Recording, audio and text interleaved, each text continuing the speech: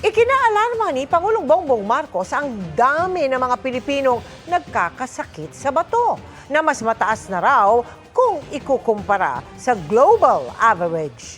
Dinagdagan naman na ang sagot ng PhilHealth at sa pagpapadialysis at kidney transplant ng mga miyembro. Nakatutok si Ivan Mayrina. Sa National Kidney and Transplant Institute pa lang, umaabot na ng hanggang 250 ang dinadialysis kada araw. Sa buong bansa naman, pumapalo ang bilang sa 100,000.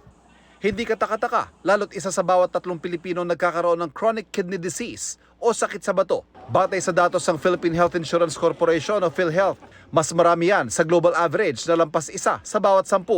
Ikinaalarma ito ng Pangulo na bumisita sa National Kidney and Transplant Institute kanina. Ito ang pinagagalingan nito ay diabetes dahil nangyari sa katagalan ng panahon ay ang Pilipino naging masyadong, kasi sweet tayo, masyado naman tayo mahilig sa matamis.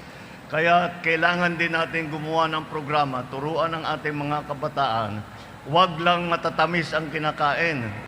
Sa gitna ng problema, itinaas na ng PhilHealth ang sagot nitong dialysis sessions sa 156 sessions mula sa dating 90 lang. Kaya umaabot sa 28 billion pesos ang gastos ng PhilHealth para rito noong 2024. Itinaas din ang pinakamataas sa pwedeng sagutin ng PhilHealth sa mga magpapakidney transplant. 2 million pesos na yan mula sa dating 600,000 pesos lang.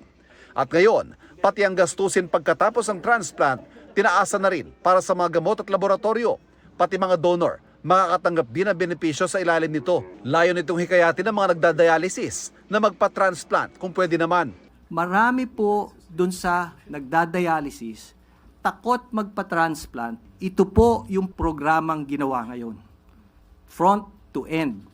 Para mas maingganyo ang mga taong nangangailangan ng transplant na tumuloy na. Nangako naman ng PhilHealth na patuloy pang pinabibilis ang kanilang mga proseso. Para sa GMA Integrated News, Ivan Mayrina, nakatutok, 24 oras.